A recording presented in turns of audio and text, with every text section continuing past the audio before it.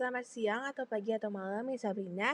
Perkenalkan, nama saya Chelsea Patricia Setiawan dari Fakultas Manajemen Bisnis dengan NIM 0111230207. Pada kesempatan kali ini, saya akan menyampaikan materi dengan judul Fundamental of Planning. Yang pertama, saya akan menjelaskan tentang pentingnya perencanaan. Ketika perencanaan dilakukan dengan baik, hal ini akan menciptakan landasan yang kokoh untuk fungsi manajemen lainnya. Hal ini dapat membantu dalam mengorganisasikan, mengalokasikan, dan mengatur sumber daya untuk menyelesaikan tugas, memimpin, mengalokasikan, dan mengatur sumber daya untuk menyelesaikan tugas. Memimpin, membimbing, dan menginspirasi orang lain untuk mencapai penyelesaian tugas tingkat tinggi dan mengendalikan pencapaian tugas dan mengambil tindakan korektif bila diperlukan. Yang kedua adalah proses perencanaan. Ada 5 dasar dalam proses perencanaan. Yang pertama adalah tentukan tujuan Anda. Hal ini bisa mengidentifikasi hasil atau hasil yang diinginkan dengan cara yang spesifik. Yang kedua adalah menentukan posisi Anda dalam kaitannya dengan tujuan. Hal ini bisa dilakukan dengan mengevaluasi pencapaian saat ini dibandingkan dengan hasil yang diinginkan. Ketahui kekuatan apa yang menguntungkan Anda dan kelemahan yang dapat menghambat Anda. Yang ketiga adalah mengembangkan premis mengenai kondisi masa depan. Hal ini bisa dilakukan dengan cara mengantisipasi kejadian di masa depan dan mencari alternatif tentang apa saja yang mungkin saja terjadi. Yang keempat adalah menganalisis alternatif dan membuat rencana. Hal ini bisa dilakukan dengan cara mengevaluasi tindakan yang mungkin dilakukan dan memilih alternatif yang mungkin mencapai tujuan Anda. Yang kelima adalah melaksanakan rencana dan mengevaluasi hasil dengan cara mengambil tindakan dan mengukur kemajuan Anda menuju tujuan dengan rencana, hasil, dan merevisi. Perencanaan harus memusatkan perhatian pada tujuan dan sasaran yang merupakan hasil yang diinginkan. Manfaat perencanaan. Tekanan yang dihadapi organisasi berasal dari berbagai sumber. Yang pertama adalah secara eksternal. Hal ini mencangkup perubahan norma sosial, ekspektasi etika, peraturan pemerintah, ketidakpastian ekonomi global, teknologi baru, besarnya biaya investasi pada tenaga kerja, modal, dan sumber daya pendukung lainnya. Kalau secara internal, hal ini mencakup upaya untuk melakukan efisiensi operasional, struktur teknologi baru, pengaturan kerja alternatif, keragaman tempat kerja yang lebih besar, dan kepedulian terhadap keseimbangan kehidupan kerja. Perencanaan meningkatkan fokus dan fleksibilitas. Keduanya penting untuk meningkatkan keberhasilan kinerja. Organisasi yang fokus akan mengenali apa yang terbaik yang dilakukannya, memahami kebutuhan pelanggannya dan mengetahui cara melayani pelanggan dengan baik.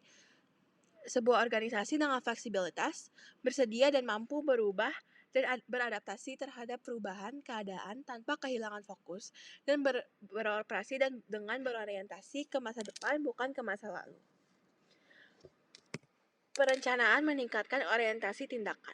Perencanaan memfokuskan perhatian pada prioritas dan membantu menghindari jebakan rasa puas diri terbawa arus peristiwa. Ini adalah cara bagi orang-orang dan organisasi untuk tetap menjadi yang terdepan dalam persaingan dan menjadi lebih baik dalam apa yang mereka lakukan. Perencanaan membuat masa depan tetap terlihat sebagai target kinerja dan meningkatkan kita bahwa keputusan terbaik seringkali diambil sebelum kejadian-kejadian memaksakan masalah kita. Stephen R. Covey mengatakan bahwa perencanaan yang baik menjadikan para manajer yang pertama, berorientasi pada hasil, yaitu menciptakan arah yang berorientasi pada kinerja. Yang kedua adalah berorientasi pada prioritas, memastikan hal-hal yang penting mendapatkan perhatian pertama. Yang ketiga adalah berorientasi pada keuntungan, yaitu memastikan bahwa sumber daya yang digunakan untuk keuntungan terbaik. Yang keempat adalah berorientasi pada perubahan, yaitu mengantisipasi permasalahan dan peluang agar dapat ditangani secara efektif. Perencanaan meningkatkan koordinasi dan kontrol. Perencanaan meningkatkan koordinasi yaitu individu, kelompok, dan subsistem dalam organisasi. Semuanya terlibat dalam berbagai tugas dan aktivitas secara bersamaan. Perencanaan yang dilakukan dengan baik memudahkan pengendalian. Hubungan antara perencanaan dan pengendalian dimulai ketika tujuan dan standar ditetapkan. Tanpa perencanaan dan pengendalian, maka kita tidak akan mempunyai tujuan dan standar untuk mengukur bagaimana segala sesuatunya berjalan dan mengidentifikasi apa yang dapat dilakukan menjadikannya lebih baik. Tanpa kendali, perencanaan tidak akan memiliki tindak lanjut dan diperlukan untuk memastikan bahwa segala sesuatunya berjalan sesuai rencana. Perencanaan dan manajemen waktu. Kebanyakan dari kita mengalami kesulitan dalam menyeimbangkan waktu yang tersedia dengan banyak komitmen dan peluang. Kita bisa membuat daftar tugas yang dapat membantu kita dalam kehidupan sehari-hari.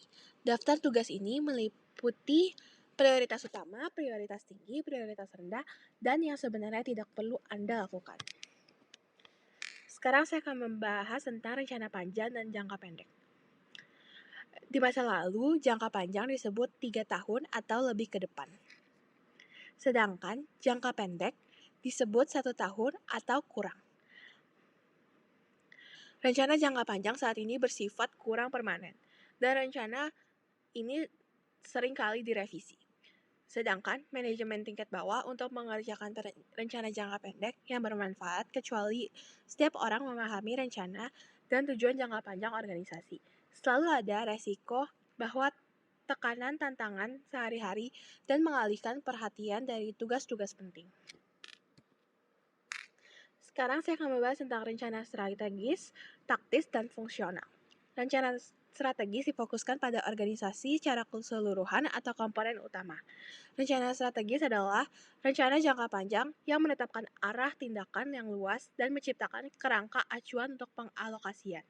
Rencana strategis idealnya menetapkan tujuan dan sasaran yang diperlukan untuk mencapai visi organisasi dalam hal misi atau tujuan dan apa yang diharapkan di masa depan. Yang kedua adalah rencana taktis, dikembangkan dan digunakan untuk mengimplementasikan rencana strategis. Mereka menentukan bagaimana sumber daya organisasi sering dapat digunakan untuk menerapkan strategis ke dalam tindakan. Rencana taktis dalam bisnis seringkali berbentuk rencana fungsional yang menunjukkan bagaimana berbagai komponen perusahaan akan berkontribusi terhadap strategi keseluruhan. Rencana fungsional mencangkup yang pertama adalah rencana produksi berhubungan dengan metode kerja dan teknologi. Yang kedua, rencana keuangan berurusan dengan uang dan investasi modal. Yang ketiga adalah rencana fasilitas berhubungan dengan ruang fisik dan tata letak kerja. Yang keempat adalah rencana logistik berurusan dengan pemasok dan memperoleh masukan sumber daya. Yang kelima adalah rencana pemasaran berhubungan dengan perjanjian dan pendistribusian barang atau jasa. Yang kelima adalah rencana sumber daya manusia menangani dan membangun tenaga kerja yang berbakat. Lalu ada rencana operasional. Rencana operasional memandu perilaku dan menjelaskan apa yang perlu dilakukan dalam jangka pendek untuk mendukung rencana strategis dan taktis. Hal ini mencakup rencana tetap seperti kebijakan dan prosedur yang digunakan berulang kali dan rencana sekali pakai seperti anggaran yang berlaku untuk satu tugas atau periode tertentu. Saya akan membahas tentang kebijakan dan prosedur. Sebuah kebijakan mengkomunikasikan pedoman luas untuk membuat keputusan dan mengambil tindakan dalam keadaan tertentu. Organisasi beroperasi dengan banyak kebijakan menetapkan harapan untuk banyak aspek perilaku karyawan. Kebijakan sumber daya manusia pada umumnya mencakup hal-hal seperti perekrutan karyawan, PHK, penilaian kerja, dan kenaikan gaji. Prosedur menggambarkan aturan khusus mengenai tindakan apa yang harus diambil dalam berbagai situasi. Meskipun kebijakan menetapkan pedoman yang luas, prosedur tetap menetapkan tindakan yang tepat yang harus diambil. Setiap orang di perusahaan harus mengetahui cara mengajukan pengaduan pelecehan seksual dan bagaimana pengaduan tersebut akan ditangani. Lalu saya akan bahas tentang anggaran. Anggaran adalah rencana sekali pakai yang mengalokasikan sumber daya untuk jangka panjang tertentu pada aktivitas, proyek, atau program. Manajer biasanya menghabiskan cukup banyak waktu untuk melakukan tawar-menawar dengan tingkat yang lebih tinggi untuk mendapatkan anggaran yang memadai guna mendukung kebutuhan unit kerja atau timnya. Manajer menangani dan menggunakan berbagai anggaran. Anggaran keuangan memproyeksikan arus kas dan mengeluarkan anggaran operasional, memplot penjualan atau pendapatan yang diantisipasi terhadap biaya anggaran, mengalokasikan sumber daya seperti tenaga kerja, peralatan, dan ruang. Karena anggaran menghubungkan aktivitas yang direncanakan dengan sumber daya yang dibutuhkan untuk mencapainya, anggaran berguna untuk mengaktifkan dan meletak kinerja. Namun, anggaran bisa tidak terkendali semakin tinggi tanpa mendapatkan peninjauan kritis yang memadai. Faktanya, salah satu masalah penganggaran yang paling umum adalah alokasi sumber daya yang dipindahkan dari satu periode waktu ke periode waktu berikutnya tanpa pengawasan yang ketat. Peramalan. Perencanaan dalam bisnis dan kehidupan pribadi, kita seringkali melibatkan proses memprediksi apa yang terjadi di masa depan.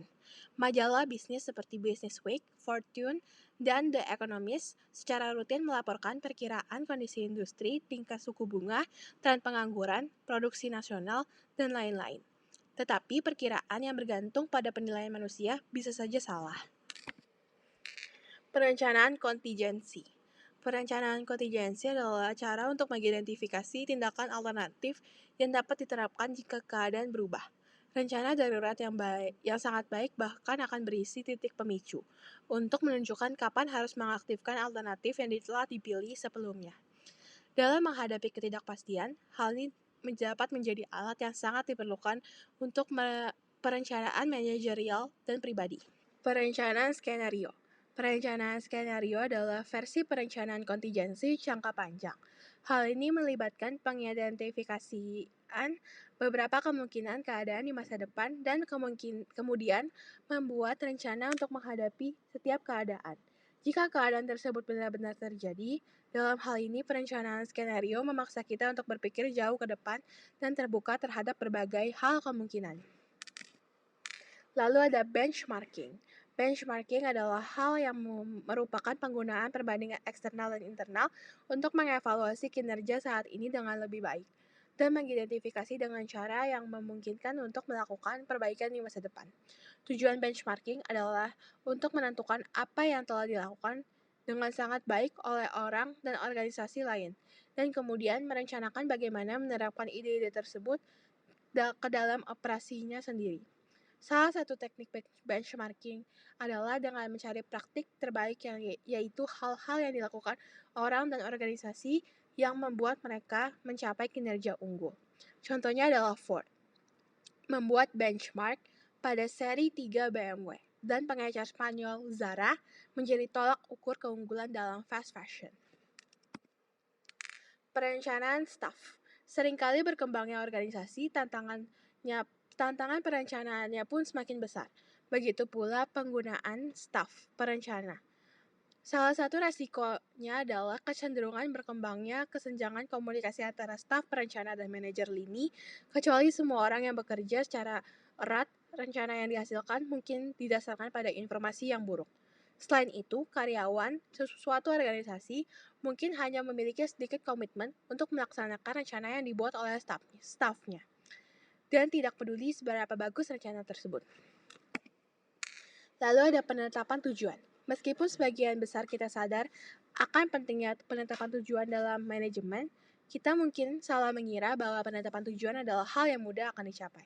Kenyataannya adalah bagaimana tujuan ditetapkan dapat berdampak besar pada seberapa baik tujuan tersebut berfungsi sebagai target kinerja dan motivator.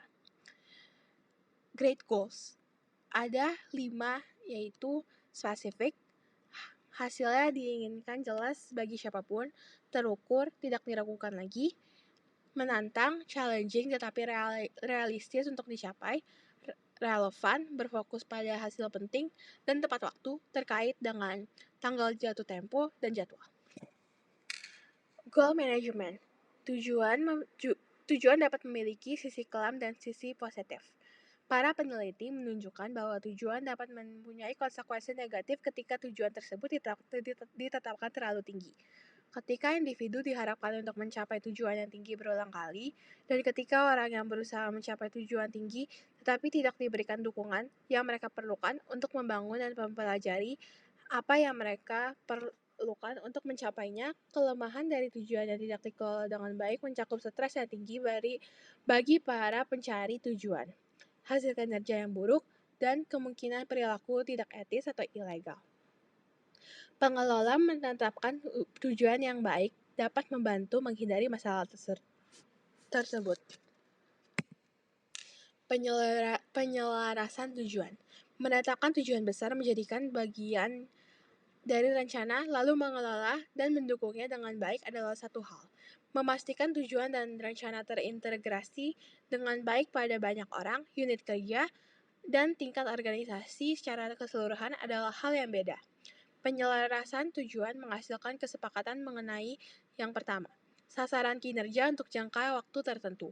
Kedua, rencana melalui tujuan akan dicapai. Ketiga, standar untuk mengukur apakah tujuan telah tercapai. Dan keempat, prosedur untuk meninjau hasil kerja. Partisipasi dan keterlibatan. Perencanaan adalah suatu proses dan bukan suatu peristiwa. Partisipasi dan keterlibatan adalah dua komponen intinya. Perencanaan partisipasif mencakup semua langkah perencanaan masyarakat yang akan terkena dampak rencana tersebut dan diminta untuk membantu melaksanakannya. Salah satu hal yang paling jelas dalam penelitian adalah bahwa ketika berpartisipasi dalam menetapkan tujuan, mereka memperoleh motivasi untuk keras untuk mencapainya. Ketekunan partisipasi Uni terbuka dalam perencanaan ketika orang-orang yang terlibat dalam proses tersebut mendapatkan komitmen terhadap perencanaan. Sekian presentasi yang dapat saya sampaikan. Maaf jika kalau ada salah kata. Sekian dan terima kasih.